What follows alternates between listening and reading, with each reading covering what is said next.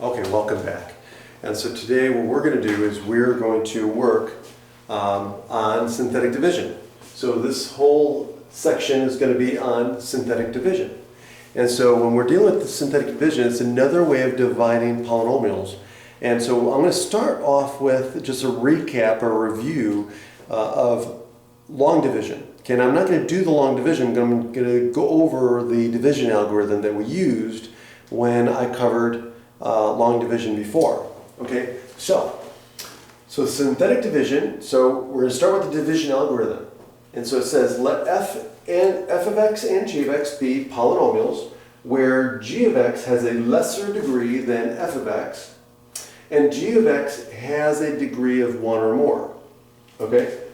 Then, if that's the case, there exists unique polynomials, q, which we're going to call the quotient, and r, which is the remainder function, such that we can rewrite f of x as a product of g of x and the quotient q of x plus the remainder. It's the exact, it's analogous division algorithm that we use for real numbers, when we divide two real numbers. Okay? So, how did we use this before? Well, in this example here, if we take this polynomial divided by this polynomial, we can rewrite this and write this answer as a quotient plus the remainder divided by the divisor, right? So this is our f of x, this is our g of x, and we can write it in this form. But as you can see, we can multiply, and again I showed this before, is if we multiply everything by x squared minus 4, the divisor here, right? This is the dividend, this is the divisor, right? And so if we multiply everything by the divisor, then we get the expression that we see up here. We get f of x is equal to g of x times q of x plus a remainder. And so we can write the answer in this form or in this form. They're equivalent, right? And so we've done that before. In the review section when we covered dividing polynomials using long division, that's how we got to this answer. Okay? Now what I'm going to do is I'm going to show you how to get the same answer using synthetic division. Okay, so how does that work? Well, what we're going to do is we're going to drop all of the x's from the terms, and we're only going to be dealing with the coefficients. Now the thing is, unlike what we can do with long division, when we use long division for dividing polynomials, you have to have the place values, a place value holding for any term where the x variable is not shown, for a degree or an exponent where the x variable is not shown. Okay, so for example, notice that this is a degree 3 and it goes from exponent of 3, exponent of 0, all the way to an exponent of 2, and then to exponent of 0. So what was skipped? There's no x term in here. So there's an x cubed, x squared, and an x to the 0, but no x term. So we're going to have to make sure we put a 0 as a placeholder when we do synthetic division. When we used long division, you could still use a placeholder, but if you didn't, it didn't affect your answer. But the way we're going to do synthetic division, it will. Okay? So let's show you. Okay, so what I'm going to do is I'm going to erase this, and I'll write out the two values we're going to divide. So let's say we're dividing the same two polynomials. So let's say we want to find the answer 3x squared minus 2x squared minus 150 divided by x squared minus 4.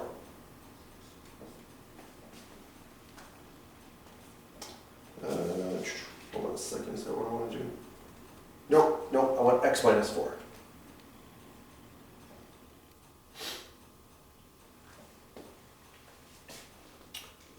X squared, oh,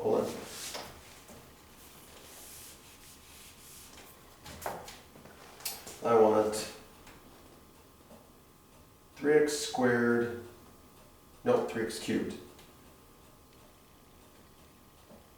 3x cubed minus 2x squared minus 150.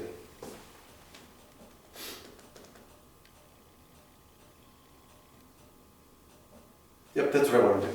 So here's what I'm going to do. I want to use this division problem, right? So I want to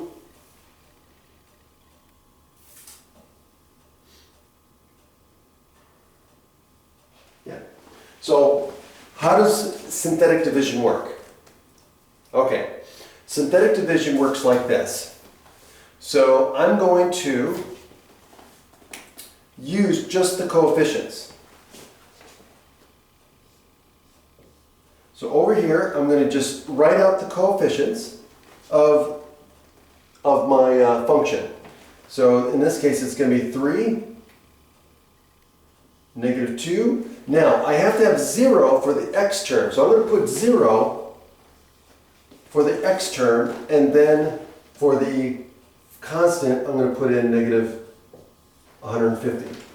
Okay?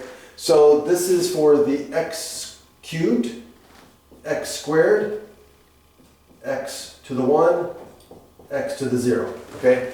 So all I'm doing is putting in the coefficients for each term. Okay? Okay, so now, what I'm going to do now is I'm dividing by x minus 4. So the thing is what I want to do is I want to have, in this case, it's always going to be x minus c, and c is what I want to put here. So in this case, I'm going to use 4 here. Or in some textbooks, it's x minus k. But again, the letter doesn't matter. You just got to make sure that it's always of the form x minus c, and whatever the c value is, goes here. Okay? So now, what's going to happen is I'm going to draw a horizontal bar, a line. And so the first step in doing these is to drop the 3 down. So I'm going to drop the 3 down. And now what I'm going to do is I'm going to multiply the 4 and the 3, and that's going to give me 12. Well, where does that 12 go? It goes here. And then what I'm going to do is I'm going to add down. Okay, I'm going to add going down. So that means I'm going to get 10 here. And now I'm going to do it again. 4 times 10 is 40. And now I'm going to add down this column, and that's going to give me 40. And then I'm going to get 4 times 40 is 160. And now I'm going to add down, and that gives me 10. And as soon as I get to the end, I'm done. Because this here is the remainder. Okay? So, and guess what? These numbers here represent the coefficients for the quotient. So this represents the coefficient of my q of x. This is going to be my r of x, the coefficient, for r of x, but in this case it's just 10. Okay? And of course I have these two. So guess what? I can use this information and I can rewrite this equal to what? It's going to be equal to this, which is always 1 more degree less than what I started with. So this was a cubic function. So the quotient is going to be 1 degree less, which is going to be a quadratic. So it's going to be 3x squared, right? Next one is 10, so it's going to be plus 10x, and then plus 40. Okay? So this is equal to this plus my remainder divided by my divisor. So it's going to be plus 10 divided by x minus 4. And so this is equal to this, where this is my quotient function, q of x. This is my r of x, and this is g of x. Okay? And then what I can do is, if I multiply through by x minus 4, then I get the form that's in the division algorithm. Okay? And that's how you do synthetic division. And so we'll do more examples of where synthetic division is going to be very helpful, but this is nice and easy. You just got to remember, one is you got to have place values, and you got to remember how to do the algorithm. So you always drop the first one, then you multiply these two, and then the product goes here, and you add down, and then you repeat the process until you get the end, and whatever the end value is here, that's the remainder. And that's it. Thank you very much.